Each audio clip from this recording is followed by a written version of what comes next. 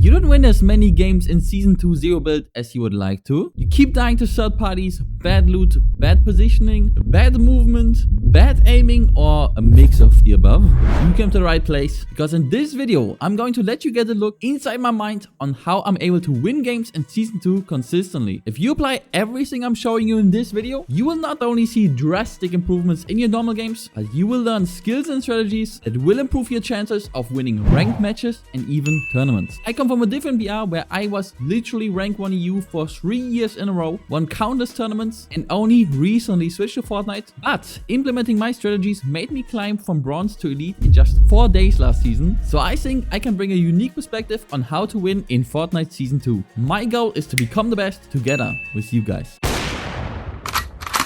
Today, I want to show you guys my first ranked match of Season 2, since ranked is the perfect setting for what I'm going to teach you with this video series. Why? People try very hard to beat me in the cheapest ways possible. They will try to third party me, camp me, backstab me while I'm doing the boss, and come up with the unique dirty tricks to defeat me. And of course, we need to develop skills and strategies that win in these situations as often as possible. And as every game, we're starting with the drop. There's a couple things I need to say about dropping in Season 2. What you want is to drop on a god chest. It leads into a good rotation, and at the same time you want to evade people in the first couple seconds minimum. The only spot I analyzed in depth so far this season is Grimgate. By the way, absolute must watch video. I go over all the 9 god chests, how to rotate most efficiently, how to do the boss fight, etc. But I'm showing you that in this video as well here right now. So I like to drop on this god chest in this corner here, right next to the bridge, and as you can see, we're starting the game with a purple Warforged AR, some shield, and the wings. And for my rotation, I actually don't push towards Grimgate, but into the outskirts. Notice how I'm using the river to move way faster than normally possible by constantly dashing. A rotation leads me to this port here, where I find barrels, plenty of chests, and when you get lucky, also a treasure quest here that leads you to 2 mythical chests. The quest spawns approximately 50% of the time here. My rotation brings me to the other side, next to these cars where you find another god chest. And after picking up some more loot, I switch out my wings for shockwave grenades, which I cannot recommend enough. I am actually guilty of playing the wings too often, because they're new, because they're fun, but they are mainly a rotation tool, while shockwave grenades are movement that's actually useful in fight. Don't make the mistake to use the wings in fight unless you're super safe and super sure that they cannot shoot you in the first couple seconds, because you will have an increased hitbox while flying, and against good players you will be shot down very fast. Another little tip while playing Grimgate: make sure you always touch the water at least once, so you have 3 dashes ready. I did just then, and then I'm pushing into Grimgate. Since I do have full shields, I do have a pretty good loadout. I spot 2 people fighting on the high ground and decide it's time to push. However, as I notice I failed my attack, I don't become impatient. I move out of the way and try to reposition. I simply walk back to the high ground, find an angle, and hit the guy up top for 81 damage. And as I'm pushing him, I hear him jump off the high ground and see him in the water. I use the river to close the distance, hit him for a little bit of damage, before I use my shockwave grenade to push close and finish him with my purple SMG. Playing shockwave grenades over the wings, as well as my early game rotation that led to my insane loot advantage, gave me the edge here, and I easily got rid of the guy. In general, I dropped Grimgate to get the mythic shotgun, but mainly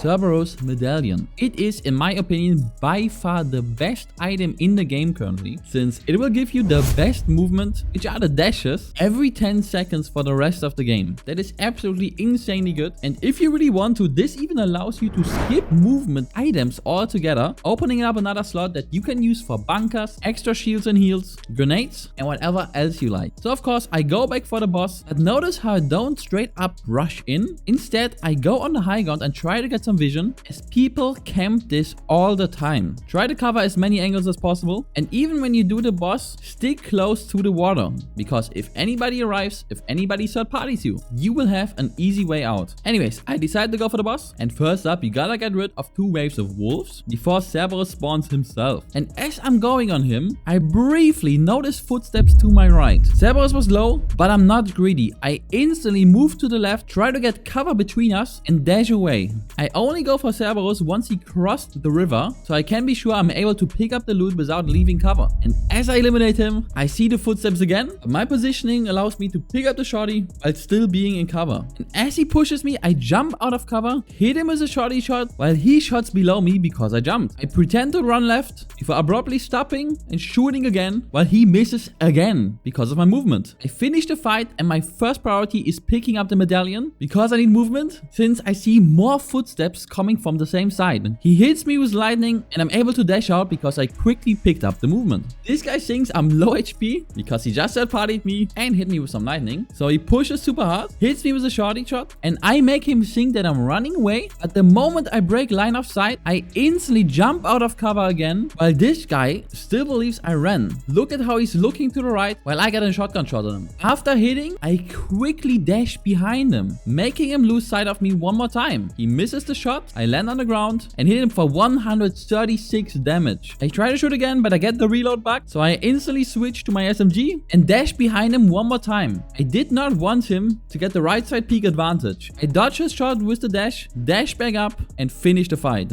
This early game fight was the perfect example of how you should play the situation. I did the boss fight close to the water so I can get more dashes. The moment I see enemies are around, I get in cover and play the cover. And skills wise, I made sure to abuse line of sight and feinting my movement as much as possible to make it as hard as possible for enemies to get any damage on me. And with this, we successfully won the early game. So brief summary for your plan for the early game. Drop close to whatever boss you want to eliminate in the early game. I can recommend going Grim Gate. Drop on a god chest. Learn a good rotation that leads to you having the loot advantage in the early game. When you arrive in a boss POI, check the most common camper angles. And if you go for the boss, only do so if you have a plan to get back out if you get third parties. On to the mid game. Just like last season, your first priority will be to find a car. For that, of course, it would be good if you know the car spawns. I know every single one for Grim Gate. So again, can really recommend watching my Grim Gate video. However, once you got your car and the second storm hits, you want to get to a bunker and make sure you have exactly the weapons that you want. Again, going for the bunkers is only recommended if you have dashes, because dashes are pretty much the only consistent way out if somebody decides to camp it. But if you do it in an area that you previously cleared,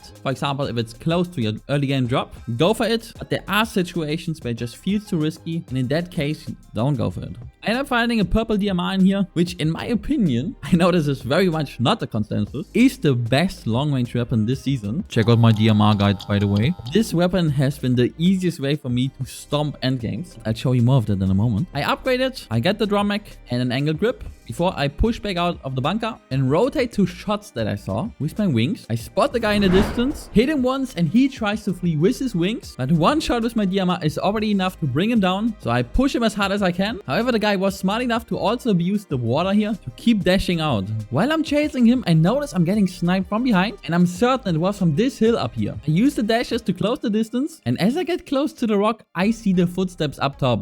I wait for him to come to the edge, dash up and instantly hit him with a nice shorty shot before getting back into cover. Notice how my quick movement made him miss the shot again. I break line of sight, jump back out of it and hit him with another shorty shot. Switch to the SMG and quickly finish him with the SMG. These dashes really allow you to play super aggressive this season and I absolutely love it. I take his car and rotate towards the next shots. Some people might think I'm playing too aggressive because every fight you take is a risk of course, dying, but I look at it in a different way. While the zone is big and I go for fights, the chance of me getting third party is way lower than if I did it in an end game in a very small zone and we still have many people alive. So making sure there is less people on the map in total when we get to the end game is actually your best way of winning these end games at the end. Also, of course, you will get better loot, medallions, and as a side effect, you also get better at the game. Plus, it's obviously also more fun than just camping in the corner.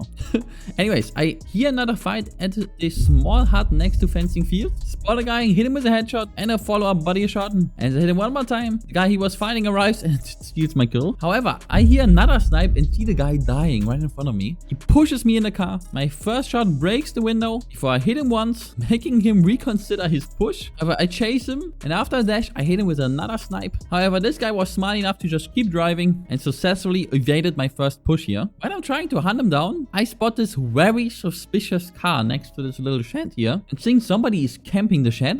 However, I decide to just yoink the car, but once I go in, I spot a guy sitting in the back seat. I hop out, shoot him in the face, and he's trying to switch seats. However, I'm able to eliminate the guy. And yeah, this was one of the typical camper gamers that do nothing all game but literally sit in corners. He had almost no loot at all. And yes, this gameplay also gets you ranked. Guys, do you want to play like this guy? Or do you want to start stomping your lobbies like I'm doing here? I just can't comprehend people that just want to go for this camping lifestyle. But if you're one of them, I guess this video is actually not for you. Anyways, the game is officially now in the end game, and I rotate in from the south, while I notice many different shots. I always destroy bushes with my car, simply touching it briefly, because I'm afraid of bush camper. And guess what? The second bush I hit did have a guy in there. I almost just went out and tried to go for it myself. But thankfully, I checked it. He tries to fly away, I switch to DMR, and instantly shoot him back down. Sadly, because I'm so close, he crashes exactly on me, which gets me into this really awkward fight here. However, I go for this jump shot, which makes him miss his last shorty shot, allowing me to finish with a big 24 damage headshot. Chances are high I would have lost the fight if I didn't go for this jump shot. So notice, even if you have no cover, good movement can make enemies miss even close range. I take cover behind my car when I heal up and try to work on the rest of the enemies before the zone gets too small. Because again, I want to avoid third-party situations when we have these tiny zones at the end. Spot a guy in the distance, quickly hit him with 3 DMR shots. And as I try to finish him, sadly I do get sniped from the left, forcing me to take cover. I peek him once quickly, hit him with a shot before I dash closer into cover. Knowing he's camping this tree, my decision is to take out the whole tree itself. However, he notices it, tries to fly away, but I quickly snipe him, making him crash into the ground. Once he hits the ground, I snipe him one more time, but as I see him using his sniper rifle, I quickly dash back into cover. When you play DMR, don't peek sniper rifles. I chase him and notice he's taking cover in the tunnel here. I peek and hit him for a little bit of damage. However, I'm being smart here. I look at the zone and I know this guy has absolutely zero chance to make it back alive. So instead, I take the option that prevents him from damaging me before he dies. So I just back out, let the zone do its work, and as he's desperately trying to get into the zone, I finish him with the SMG, completely evading any further damage here. As I get into the zone, I notice shots from my left. I spot him at the tree in the distance, and since I'm afraid of getting sniped, I quickly dash into cover. I try to get a different angle on the guy, spot him again, quickly hit him with a shot before breaking line of sight again, and since the zone hit him, he is forced to move. Peek him again, hit him with a headshot, hit him with a follow-up shot, and this guy's dead. In the meantime, my final enemy eliminated the other guy, meaning we're in a 1v1. And in 1v1s, guys, it is crucial to play the zone correctly. After checking all the spots behind me, I am certain this guy is camping the high ground. However, the high ground is not even near the zone. I patiently wait for him to show himself, spot him up there, and hit him with a headshot as the zone is coming in. He's forced to use his wings to get in the zone. And of course, I quickly snipe him, as anyone using the wings is super easy to snipe, and take home the epic victory royale. I really like this endgame as well. It was the perfect example of how my strategy of calculated pressure played in my favor. By eliminating as many people as possible in the bigger endgame zones, I made sure I'm able to simply play the zone in the final 1v1, not having to worry that I cannot protect myself from all angles as so often happens in endgame. Yes, I pushed a lot of fights, however I was never reckless, I never peeked sniper rifles for any extended time. Instead, repositioning in and out of fights is key to getting advantages on your enemies consistently.